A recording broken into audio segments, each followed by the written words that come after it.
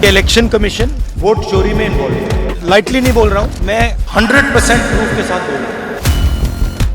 किसके लिए करा रहा है? बीजेपी के लिए करा रहा है। जहाँ वो जीत जाते हैं वहाँ सब ठीक, जहाँ हम लोग जीतते हैं वहाँ चोरी होती है। जनता को भ्रमित करने के लिए अपने हार का ठीकरा चुनाव आयोग पर फोड़ने का ये राजद कांग्रेस के लोग बहाना ढूंढ रहे हैं। हमने अपना ही इन्वेस्टिगेशन करवाया और जो हमें मिला है वो एटम बॉम्ब है। कांग्रेस सांसद राहुल गांधी ने पिछले 9 दिनों में चुनाव आयोग के अधिकारियों को दूसरी बार धमकाया है। शुक्रवार को संसद से बाहर निकलने पर राहुल ने मीडिया से बातचीत में कहा कि चुनाव आयोग वोटों की चोरी करा रहा है। हमारे पास एटम बम है, जब फटेगा तो चुनाव आयोग नहीं बचेगा। चुनाव आयोग में जो भी वोट चुराने का काम कर रहे हैं उन्हें हम नहीं छोड़ेंगे। आप हिंदुस्तान के खिलाफ काम कर रहे हैं जो देशद्रोह है। आप कहीं भी हो, चाहे आप रिटायर भी ही क्यों ना हो गए हो, हम आपको ढूंढ निकालेंगे। इस मामले पर चुनाव आयोग ने कहा कि ऐसे निराधार आरोपों को नजरअंदाज करता हूं। लगातार दी जा रही धमकियों के बावजूद हम सभी चुनाव अधिकारियों से कहना चाहते हैं कि वे पहले की तरह निष्पक्ष और पारदर्शी तरीके से काम करें, गैर जिम्मेदाराना बयानों को नजरअंदाज करें। राहुल गांधी के इन बयानों के बाद से बिहार की राजनीति गर्मा गई है, क्योंकि राहुल गांधी और कांग्रेस बीते दिनों से SIR को लेकर भी प्रदर्शन कर रहे थे और खुलकर बोल रहे थे। लेकिन राहुल गांधी के इस बयान के बाद से पूरे बिहार की राजनीति गर्मा गई है। देखें इस मामले पर राहुल गांधी और बिहार के नेताओं का क्या है कहना। अब हमारे पास ओपन एंड शट प्रूफ है कि इलेक्शन कमीशन वोट चोरी में इन्वॉल्व है। और मैं लाइटली नहीं बोल रहा हूं मैं, 100% प्रूफ के साथ बोल रहा हूं। ठीक है, और आप सबको पता लग जाएगा जैसे ही हमने ये रिलीज किया, पूरे देश को पता लग जाएगा कि इलेक्शन कमीशन वोटर चोरी करा रहा है। किसके लिए करा रहा है? किसके लिए करा रहा है? बीजेपी के लिए करा रहा है। ओपन एंड शट है, नो क्वेश्चन। हमें मध्य प्रदेश में सस्पिशन था, लोकसभा में सस्पिशन था, महाराष्ट्र में वो थोड़ा आगे गया, स्टेट लेवल पे हमें लगा कि यहाँ पे चोरी हुई है। वोटर एडिशन हुआ था, 1 करोड़ वोटर्स ऐड हुए थे। फिर हम थोड़ा डिटेल में गए, हमने कहा देखो अब इलेक्शन कमीशन तो मदद नहीं कर रहा है, तो थोड़ी ग्रैन्युलैरिटी में जाना है, गहराई में जाना है। तो हमने अपना ही इन्वेस्टिगेशन करवाया, उसमें 6 महीने लगे और जो हमें मिला है वो एटम बॉम्ब है। मतलब एटम बॉम्ब है, फटेगा तो आप इलेक्शन कमीशन आपको दिखेगा नहीं हिंदुस्तान। कर्नाटका में क्या हुआ, हिमाचल में क्या हुआ, जहाँ वो जीत जाते हैं वहाँ सब ठीक, और जहाँ हम लोग जीतते हैं वहाँ चोरी होती है। पहले भी ऐसा ही होता आया है। तो चोर मचावे शोर, इससे ट्रांसपेरेंट क्या हो सकता है? 20 लाख आदमी मर गए हैं, उनका नाम रहे, वो वोट देगा। 20 आदमी जिसका कोई ट्रेस नहीं है, 20 लाख, वो वोट देगा। यही वोट के चलते उन लोग आज इतना पावर में हैं और सोचते हैं कि हम क्या कहते हैं विरोधी दल के नेता बनते हैं। और ये अगर एक घट जाएगा ना तो उनका धरती जो है ना पैर का सब खिसक जाएगी। इसीलिए वो लोग हाई तौबा मचा रहे हैं। कोई अपराधी यहाँ अपराध का घटना विशेष नहीं हो रही है। यहाँ की घटना हम बहुत पहले बोले हैं, एक अन्य मार्ग में क्रिमिनल और विक्टिम्स के बीच में कोई तस्वीर न कराया जाता है ले दे के।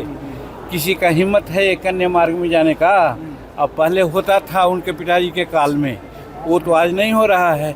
एक बात, दूसरी बात, कोई कम्युनल राइट हुआ है, कोई कास्ट राइट हुआ है, ये सब लॉ एंड ऑर्डर के अंदर आता है। ये सब नहीं हुआ है तो फिर छिटपुट घटना तो होते रहती है, और वो भी घटना होती है राजनीति प्रयोजित।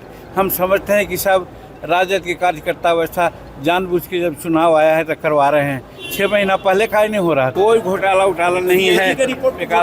और है वो सब एडजस्टमेंट का मामला है, बिल एडजस्टमेंट का मामला है। देखिए, इतने बड़े स्टेट में घटनाएं घटित हो रहा है, सरकार का एक्शन भी दिखाई पड़ रहा है।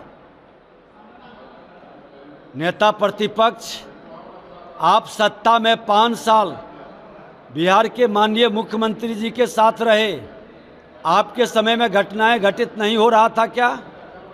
अरे एनडीए गठबंधन में तो सरकार एक्शन में है, 24 घंटा से 72 घंटा में एक्शन ले रही है और रिजल्ट भी दे रही है। और कोई गिरोह की राजनीति या उस तरह के प्लान्ड वे में घटनाएं घटित नहीं हो रही है। ये सारी घटनाएं अकस्मात पारिवारिक आपसी संघर्ष और अपराधियों के गिरोह की राजनीति में तुरंत एक्शन हो रही है और तुरंत कार्रवाई हो रही है। लेकिन ये घटनाएं दुखद है, इस पर सरकार गंभीरता से ले रही है और प्रशासन त्वरित गति से कार्रवाई भी कर रही है। देखिए, एसआईआर बहाना है, संविधान का अपमान करना इनका निशाना है। ये संवैधानिक संस्था का अपमान करते हैं। जब माननीय न्यायालय एक एक बार नहीं 2-2 बार कह चुके कि हम नहीं रोक सकते, आपको कोई खामी कमी है, कोई आपत्ति है, वो उपलब्ध कराइए, हम उसको देखेंगे। फिर भी जनता को भ्रमित करने के लिए अपने हार का ठीकरा चुनाव आयोग पर फोड़ने का ये राजद कांग्रेस के लोग बहाना ढूंढ रहे हैं। हार इनका तय है। 2010 के तरह ये 22-23 सीट के नीचे सिमटेंगे। तेजस्वी यादव जी घबराहट में हैं, इसलिए ये भ्रम की स्थिति बना के बहाना ढूंढ रहे हैं। मैं बता दूं कि कृषि विभाग में मात्र 3% का मामला है, 3%, और वो भी हमारे पीरियड का नहीं है। फिर भी सरकार में हम हैं तो हमारी सामूहिक जवाबदेही है। पूरी पारदर्शिता के साथ उपयोगिता प्रमाण पत्र उपलब्ध कराया जा रहा है। और जो लोग ये बयान देके भ्रमित कर रहे हैं, वो अपने पीरियड का बताए हैं कि क्या स्थिति था। पूरी पारदर्शिता से व्यवस्था बनाई जा रही है और उपयोगिता प्रमाण पत्र हर जगह से मंगाया जा रहा है। और जहां गड़बड़ी होती है, विजय सिन्हा का कलम नहीं रुकता है कार्रवाई में, इमीडिएट एक्शन होता है। लेकिन कृषि विभाग तो मात्र 3% है, और वो तो हम लोग अभी जस्ट इधर से आए हैं, तो वो भी है तो देख लेंगे हम लोग। लेकिन इसमें कोई घोटाला का जगह नहीं है और उस तरह की व्यवस्था सरकार सख्ती से उपयोगिता प्रमाण पत्र उपलब्ध कराएगी। देखिए, विपक्ष के लोग अपराध और भ्रष्टाचार से पूरी तरह से कलंकित और लज्जित हैं। तो विपक्ष अपना नैरेटिव सेट कर रहा है कि हम सरकार को अपराध के मामले में रोज ट्वीट करके दिखावें और भ्रष्टाचार पर कुछ नहीं मिला तो सीएजी के रिपोर्ट को ही उजागर। अरे, आपके पास प्रमाण है विपक्ष को, तो जाए माननीय न्यायालय में करो केस। जैसे आपके चारा घोटाला में हम इधर के एनडीए गठबंधन के लोग केस करके आपको अंदर भेजा था, है हिम्मत तो जाओ केस करो माननीय न्यायालय में। ये नौटंकीबाज लोग हैं, अपने भ्रष्टाचार अपराध से ग्रसित हैं तो दूसरे को भी लज्जित करना चाहते हैं। अब पारिवारिक मामला में हम लोग नहीं कहेंगे।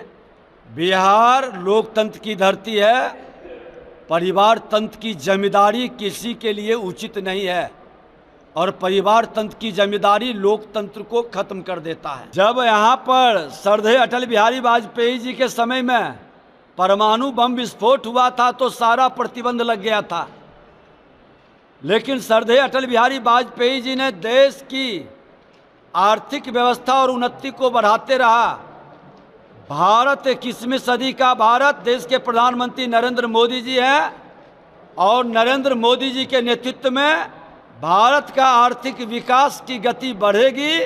हर भारतीय प्रधानमंत्री के साथ खड़ा है। देखिए, हम लोग तो राजनीति में बहुत दिन से हैं, लेकिन अदृश्य मतदाताओं से लोग चुनाव जीते ऐसा हमने कभी नहीं राजनीतिक जीवन में देखा था।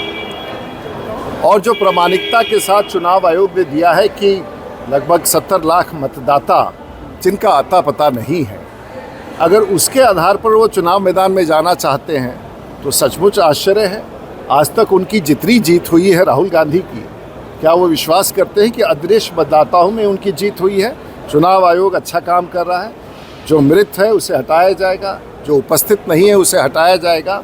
और अगर आपको इतना ही कष्ट है तो ढूंढ के तो निकालिए कि वो मतदाता हैं कहाँ। अगर आपके लिए जीवित है तो हैं कहाँ, कम से कम उस दावा को तो पेश कीजिए। इस पर पीयूष गोयल ने पूरा बयान दे दिया है और विस्तार से बताया है कि ये अभी नेगोशिएशन का दौर जारी है। अच्छा, वो लोग अब रैली करने वाले हैं तो नहीं, तो अभी तक उन लोगों का आपस में कोई तालमेल नहीं था, राहुल गांधी और तेजस्वी में। अब कितना दिन ये तालमेल रहेगा ये भी कहना बड़ा कठिन है।